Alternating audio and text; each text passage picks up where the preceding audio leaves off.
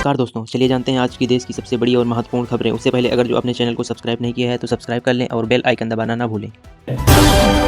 दिल्ली के भारत मंडपम में वीर बाल दिवस का आयोजन किया गया। कार्यक्रम में पहुंचे प्रधानमंत्री नरेंद्र मोदी राष्ट्रीय बाल पुरस्कार से बच्चों को सम्मानित किया, संवाद किया। पीएम मोदी बोले, वीर साहिबजादे भारत का गौरव, उन्होंने उम्र और अवस्था की हर सीमा को तोड़ा, क्रूर मुगल सल्तनत के सामने चट्टान की तरह खड़े हुए।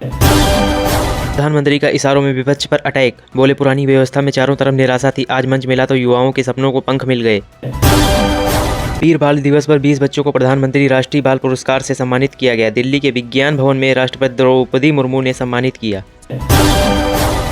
जयपुर के चौमुई मस्जिद के बाहर से पत्थरों को हटाने पर हुआ विवाद, पुलिस टीम पर मुस्लिम समुदाय के लोगों ने की पत्थरबाजी, 24 घंटे के लिए इंटरनेट सेवा बंद। मुस्लिम समुदाय के बवाल के बाद एक्शन में जयपुर पुलिस, अब तक 30 आरोपी हिरासत में लिए गए। पत्थरबाजों के लिए घर घर में तलाशी, इलाके में पुलिस का flag march. Unnao rape case में कुलदीप सिंह सेंगर की जमानत का विरोध, दिल्ली हाई कोर्ट के बाहर महिलाओं ने प्रदर्शन किया। रेप पीड़िता की मां ने की जमानत खारिज करने की मांग, कहा हम सुप्रीम कोर्ट का दरवाजा खटखटाएंगे, पति के हत्यारों को फांसी की सजा होनी चाहिए। एयर प्यूरीफायर पर जीएसटी कम करने की याचिका पर दिल्ली हाई कोर्ट में सुनवाई, कोर्ट ने केंद्र को नोटिस जारी कर 10 दिनों में जवाब मांगा। 9 जनवरी को होगी अगली सुनवाई। असम दौरे पर बीजेपी की राष्ट्रीय कार्यकारी अध्यक्ष नितिन नवीन, गुवाहाटी एयरपोर्ट से बीजेपी दफ्तर तक रोड शो, प्रदेश अध्यक्ष दिलीप सेकिया भी मौजूद रहेंगे। ब्राह्मण विधायकों की मीटिंग पर यूपी बीजेपी अध्यक्ष पंकज चौधरी सख्त हुए, नकारात्मक राजनीति से बचने की नसीहत दी, कहा आगे ऐसी बैठक हुई तो कार्रवाई करेंगे। कांग्रेस चीफ अजय राय बोले, बीजेपी ने ब्राह्मण विधायकों का अपमान किया, बाकी जातियों के विधायकों ने भी बैठक में की लेकिन उन पर कुछ नहीं कहा गया। प्रदेश में बांग्लादेशी घुसपैठियों की धरपकड़ तेज, कानपुर में आरपीएफ ने ट्रेन से 3 बांग्लादेशी नागरिकों को पकड़ा। गोरखपुर में युवक का बेरहमी से कत्ल, खेत में खून से लथपथ लाश मिली, परिवार की तहरीर पर गर्लफ्रेंड सहित 3 गिरफ्तार।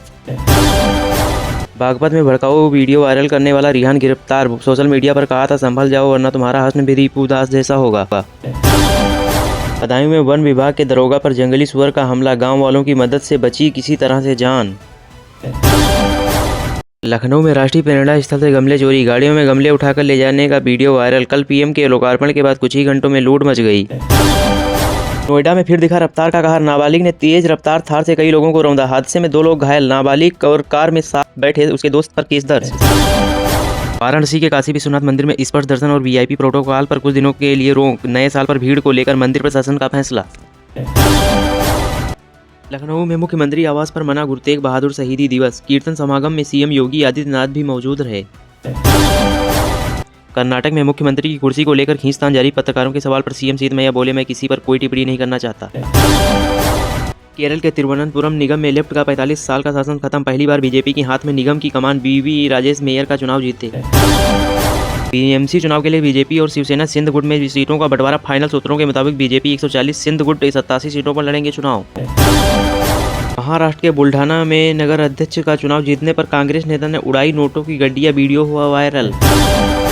आरएलएमए के 3 विधायकों के बागी होने की अटकलों पर उपेंद्र कुशवाहा की चुप्पी, पत्रकारों के सवाल को बार बार टाला, कहा आप लोगों को ऐसा ही दिखता होगा।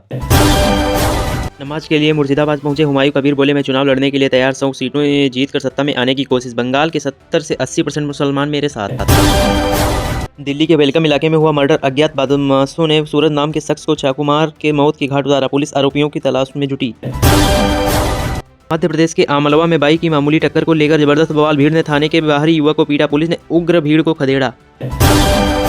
आगरा मालवा पुलिस ने मारपीट के 5 आरोपियों को पकड़ा, 2 नाबालिगों को छोड़कर बाकी के 3 आरोपियों की कोर्ट तक परेड निकाली। बेंगलुरु में 39 साल की महिला नर्स का मर्डर, अस्पताल में साथ काम करने वाला प्रेमी गिरफ्तार। बांग्लादेश में नहीं थम रहा हिंदुओं पर अत्याचार, एक और हिंदू युवक का मर्डर, राजबाड़ी जिले में कट्टरपंथियों ने 39 साल के अमृत मंडल की पीट कर जान ले ली।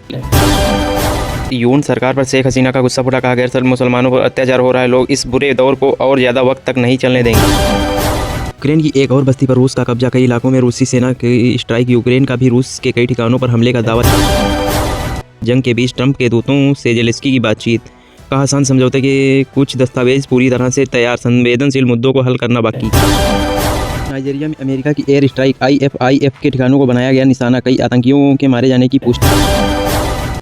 नाइजीरिया में एयर स्ट्राइक के बाद राष्ट्रपति ट्रंप बोले, मारे गए आतंकियों को क्रिसमस की बधाई, ईसाइयों की हत्या कर रहे थे आईएफआईएफ के आतंकी। चीन के साथ बढ़ते तनाव के बीच जापान ने बढ़ाया रक्षा बजट, $58 अरब के रक्षा बजट को दी मंजूरी, मिसाइल और ड्रोन क्षमता बढ़ाने का फैसला।